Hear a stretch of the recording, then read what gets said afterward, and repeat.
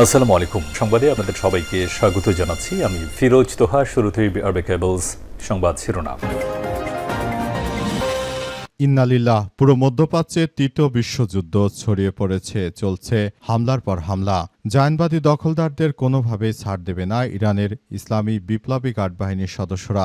ইতিমধ্যে দখলদারদের একের পর এক হামলা চালিয়ে সবকিছু তছনছ করে দিচ্ছে ইরানের ইসলামী বিপ্লবী গার্ড বাহিনীর সদস্যরা। তারা পরিস্থিতি এতটাই খারাপ আকার ধারণ করেছে যে সবকিছু ধ্বংসস্তূপের নিচে চলে যাচ্ছে। দখলদারেরা কল্পনা করতে পারেনি যে মুসলিমদের ইরান এতটা শক্তিশালী। তারা ইরানের সঙ্গে যুদ্ধ করতে এসে ভয়াবহ বিপর্যয়ের মধ্যে পড়েছে। এখন যুদ্ধবিরতি করতে পারছে না দখলদারেরা। তাদেরকে চরমভাবে শিক্ষা দিচ্ছে ইরানের ইসলামী বিপ্লবী গার্ড বাহিনীর সদস্যরা। পরিস্থিতি এতটাই খারাপ আকার ধারণ করেছে যে ইহুদিবাদীদের যেখানেই পাচ্ছে সেখানেই কতল করছে ইরানের ইসলামী বিপ্লবী গার্ড বাহিনীর সদস্যরা।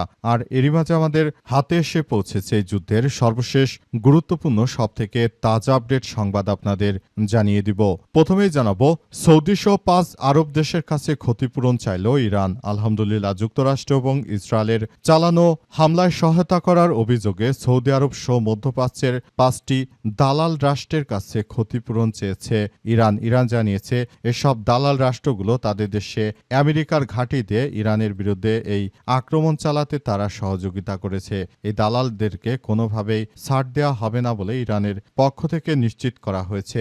আরও বলা হয়েছে যে সংযুক্ত আরব আমিরাত, দুবাই, কাতার, কুয়েত, বাহরাইন সহ যারাই রয়েছে এসব রাষ্ট্রগুলো তারা ইরানের বুকে হামলা চালানোর জন্য সরাসরি দায়ী। এসব দালাল রাষ্ট্রের কাছে ইরান এবার ক্ষতিপূরণ চেয়েছে এবং জানিয়েছে যে ক্ষতিপূরণ দিতে হবে, তা না হলে দখলদারদের কোনোভাবেই আর ছাড় দেওয়া হবে না।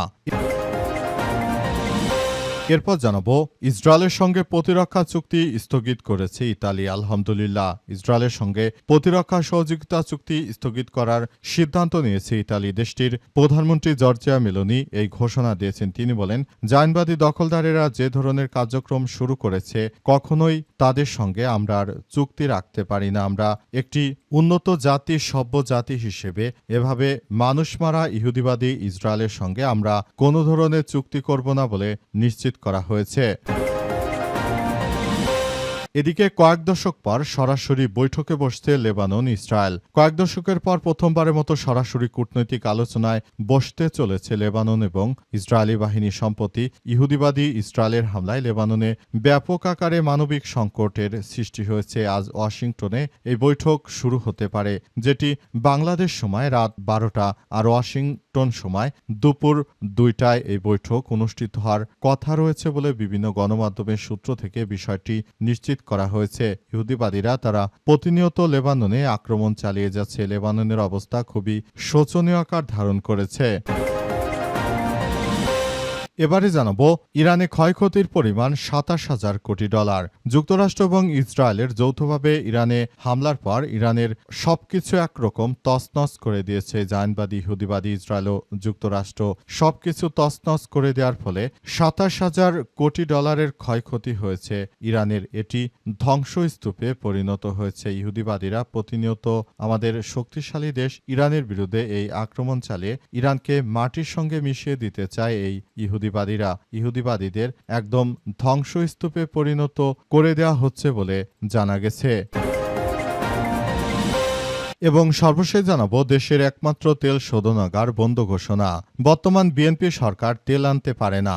অপরিশোধিত তেল সংকটের কারণে দেশের একমাত্র রাষ্ট্রায়ত্ত তেল শোধনাগার ইস্টার্ন রিফাইনারি পিএলসি লিমিটেড বন্ধ ঘোষণা করেছে কর্তৃপক্ষ। আজ বিকেলে কারখানাটিতে শেষ পরিশোধন কার্যক্রম হয়েছিল বলে জানিয়েছে প্রতিষ্ঠানটির 2 জন কর্মকর্তা। এদিকে দেশে পরিশোধিত জ্বালানি তেলের পর্যাপ্ত মজুত রয়েছে এবং সর্বব্যবস্থা কোনো প্রভাব পড়বে না বলে আশ্বস্ত করেছে জ্বালানি বিভাগ। তবে সারা দেশ জুড়ে কোনো পাম্পেই তেল পাওয়া যাচ্ছে না। বিএনপির ফাঁপা বলি এখন আর মানুষ বিশ্বাস করে না। এই দলটি অতীতে যখনই ক্ষমতায় এসেছিল তখনও বাংলাদেশে সবকিছুর এভাবে তীব্র সংকট দেখা দিয়েছিল। আবার নতুন করে বিএনপি ক্ষমতা আসার পর দেশজুড়ে এই সংকট আরও তীব্র বেগে দেখা যাচ্ছে। বিএনপি যখনই ক্ষমতা আসে তখনই দেশে সংকট থাকে। কখনো তারা বিদ্যুৎ দিতে পারে না, আবার কখনো তেল দিতে পারে না। এটি হচ্ছে বিএনপির চিরাচরিত চরিত্র। পাশাপাশি দুর্নীতিতে তারা 5 বার বাংলাদেশকে একটানা চ্যাম্পিয়ন করেছে। প্রিয় দর্শক, এতক্ষণ শুনছিলেন সংবাদ শিরোনাম, এবারে বিস্তারিত। তবে তার আগে বন্ধুরা অনুরোধ থাকবে এই সংবাদটিতে একটি লাইক দিন।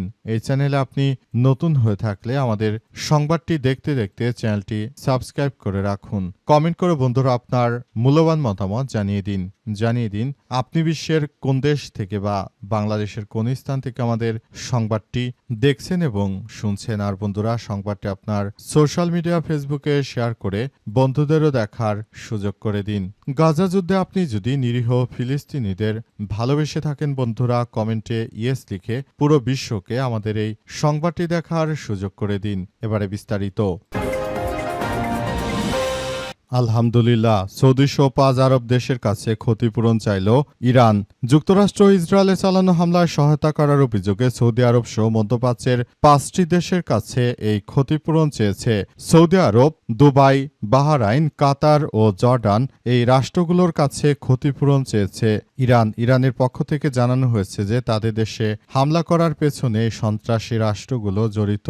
মধ্যপ্রাচ্যে মুসলিম নামের কলঙ্ক এসব দেশগুলো তারা কখনো ইরানকে ভালো অবস্থানে যাক সেটি তারা চায় না। ইরানের উপর পৃথিবীর সবথেকে বড় নিষেধাজ্ঞা দিয়ে রেখেছে যুক্তরাষ্ট্র।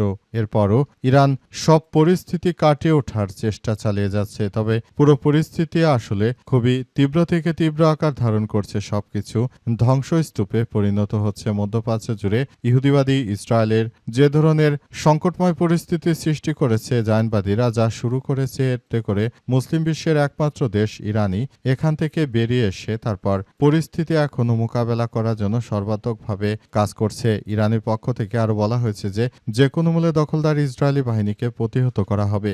ইতিমধ্যে ইরানের পক্ষ থেকে এসব বিষয় নিশ্চিত করা হয়েছে এবং বলা হয়েছে যে মধ্যপ্রাচ্যের এই রাষ্ট্রগুলো তারা সরাসরি আমাদের উপর আক্রমণ চালানোর জন্য দায়ী এবং এই রাষ্ট্রগুলোকে অবশ্যই এর জন্য শাস্তির আওতায় নিয়ে আসা হবে বলে ইরানের পক্ষ থেকে নিশ্চিত করা হয়েছে এবং বলা হয়েছে যে ইহুদিবাদী ইসরায়েলের প্রধানমন্ত্রী বেঞ্জামিন নেতানিয়াহু ইরানের উপর যেন হামলা চালায় এজন্য সংযুক্ত আরব আমিরাত প্রতিনিয়ত এই কার্যক্রমগুলো চালিয়ে গেছে।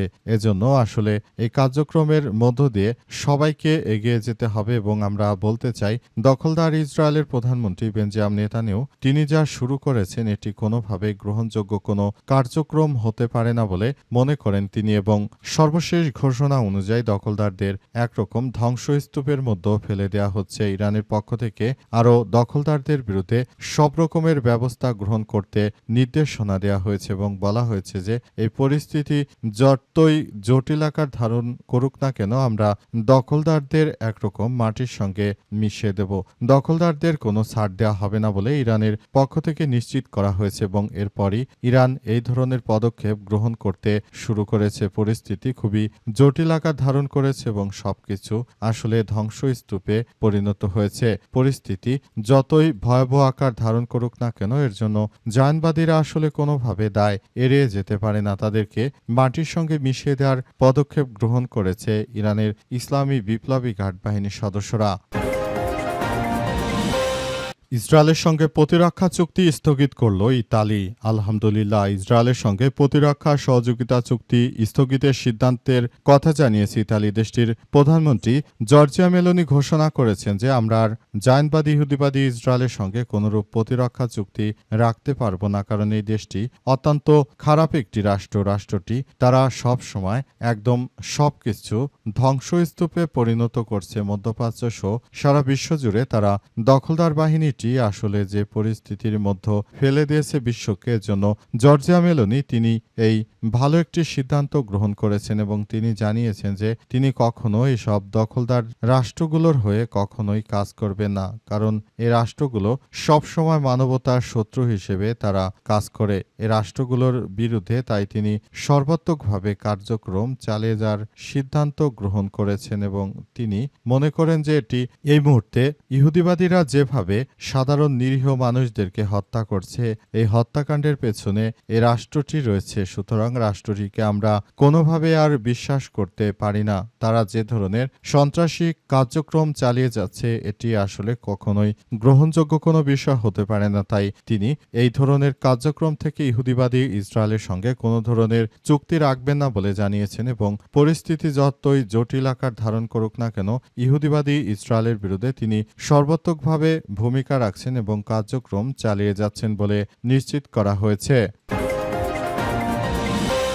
কয়েক দশক পর সরাসরি বৈঠকে বসছে লেবানন ইসরায়েল। কয়েক দশক পর প্রথমবারের মতো সরাসরি কূটনৈতিক আলোচনায় বসতে যাচ্ছে লেবানন এবং ইসরায়েল। আজ ওয়াশিংটনে এই বৈঠক অনুষ্ঠিত হওয়ার কথা রয়েছে। ইসরায়েল ও হিজবুল্লাহর মধ্যে এক মাসেরও বেশি সময় ধরে চলা যুদ্ধে ভূমধ্যসাগরীয় দেশটি ব্যাপকভাবে ক্ষতির মুখে পড়ার পরেই উদ্যোগ গ্রহণ করা হয়েছে। তারা জানিয়েছে যে লেবানন কখনোই এই ধরনের যুদ্ধ চায় না। লেবানন সব সময় তারা পরিস্থিতি আসলে সামাল দেওয়ার জন্য সবকিছু আসলে চায়। তবে পুরোপুরি এই মুহূর্তে দখলদার ইসরায়েলি বাহিনী যে ধরনের কার্যক্রম শুরু করেছে এতে করে দখলদার ইসরায়েলি বাহিনী যে কার্যক্রমগুলো চালিয়ে যাচ্ছে এটি কোনোভাবে গ্রহণযোগ্য হতে পারে না। পরিস্থিতি যতই জটিল আকার ধারণ করছে ততই ধীরে ধীরে এই জায়নবাদী ইহুদিবাদী ইসরায়েল আরও বেশি বাড়াবাড়ি করছে। তাদের এই বাড়াবাড়ির কারণে সারা বিশ্বজুড়ে দখলদারেরা চরমভাবে ঝুঁকির মুখে পড়েছে। এজন্য লেবাননে তারা আক্রমণ চালিয়ে লেবাননকে তারা ধ্বংসস্তূপে পরিণত করতে চায়। তারা লেবাননকে একটি ব্যর্থ রাষ্ট্রে পরিণত করার সিদ্ধান্ত গ্রহণ করেছে এই জায়নবাদীরা। এর জন্য জায়নবাদীরা শুরু থেকেই তারা ইহুদিবাদীরা এই ধরনের কার্যক্রমগুলো চালিয়ে যাওয়ার সিদ্ধান্ত গ্রহণ করেছে। আমরা মনে করি যে দখলদার বাহিনী যতই চেষ্টা করুক না কেন তারা কখনোই এই ধরনের কার্যক্রমগুলো চালিয়ে যেতে পারবে না। এটি আমাদেরকে অত্যন্ত বেশি পীড়া দেয়। আমরা মনে করি যে এই অবস্থা আসলে কোনো সুষ্ঠু মানুষের পক্ষই আসলে পুরোপুরি এই বিষয়গুলো মেনে নেওয়া সম্ভব নয়। আমরা মনে করি দখলদার বাহিনী যেটা শুরু করেছে সেটা আসলে সবার জন্য অত্যন্ত কষ্টদায়ক একটি ব্যাপার হয়ে দাঁড়িয়েছে। মধ্যপ্রাচ্য জুড়ে ইহুদিবাদী ইসরায়েল যে ধরনের কার্যক্রম শুরু করেছে লেবাননের সঙ্গে যে বেয়াদবি মার্কা কার্যক্রম করে লেবাননকে একটি ধ্বংসস্তূপের মধ্যে ফেলে দেওয়ার চেষ্টা করছে এই দখলদার রাষ্ট্রটি। এর জন্য লেবানন সরাসরি এই দখলদার রাষ্ট্রটির বিরুদ্ধে দাঁড়িয়েছে।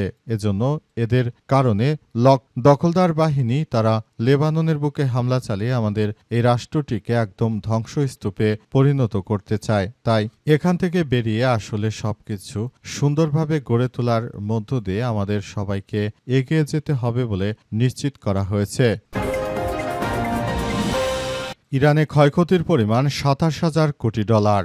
যুক্তরাষ্ট্র ইসরায়েলের আগ্রাসনের প্রেক্ষিতে শুরু হওয়া যুদ্ধ ইরানে ক্ষয়ক্ষতির পরিমাণ আকাশচুম্বী। দেশটির বিপ্লবী গার্ড বাহিনী জানিয়েছে যুদ্ধের ফলে সৃষ্ট ক্ষয়ক্ষতির পরিমাণ নির্ধারণে কাজ করছে ইরান এবং এ বিষয়টি ভবিষ্যৎ আলোচনা ক্ষতিপূরণের অংশ হিসেবে তারা উপস্থাপন করতে চায়। ইরানের পক্ষ থেকে আরও বলা হয়েছে যে আমরা আসলে যুদ্ধ করতে চাইনি, যুদ্ধ আমাদের উপর চাপিয়ে দিয়েছে জায়নবাদীরা। সুতরাং এখন জায়নবাদ ইহুদিবাদী ইসরায়েল এবং মধ্যপ্রাচ্যে যে মুসলিম রাষ্ট্রগুলি রয়েছে তাদেরকে আসলে তাদের উপর আমরা এটির দায়ভার চাপিয়ে দিতে চাই। পুরো মধ্যপ্রাচ্য জুড়ে যে ধরনের সংঘাতময় পরিস্থিতি এবং যে জটিলতার সৃষ্টি হয়েছে এর জন্য দখলদার ইসরায়েলি বাহিনী কোনোভাবে দায় এড়িয়ে যেতে পারে না। এর জন্য এদেরকে একদম ধ্বংসস্তূপে পরিণত করতে হবে। সারা বিশ্ব জুড়ে দখলদার বাহিনী যে ধরনের কার্যক্রম শুরু করেছে, তারা যেভাবে নিরীহ মানুষদেরকে হত্যা, গুম ও ধর্ষণ, লুটপাট করছে, সাধারণ মানুষকে শেষ করে দিচ্ছে, এটি আসলে তাদের বিরুদ্ধে আমাদের এখনই বড় ধরনের এই কার্যক্রমগুলো আসলে গ্রহণ করতে হবে। মধ্যপ্রাচ্য জুড়ে যে সংঘাতময় পরিস্থিতি এবং যে জটিলতার সৃষ্টি হয়েছে এর জন্য দখলদারেরা কোনোভাবে দায় এড়িয়ে যেতে পারে না বলে তিনি মনে করেন এবং আগামীতে ইহুদিবাদীদের বিরুদ্ধে আরও শক্তিশালী ব্যবস্থা গ্রহণ করবে ইরানের ইসলামী বিপ্লবী গার্ড বাহিনীর সদস্যরা। এর জন্য বিপ্লবী গার্ড বাহিনীর সদস্যরাই প্রক্রিয়াটিকে ত্বরান্বিত করার জন্য তারা ইতিমধ্যে সেভাবে কাজ করছে।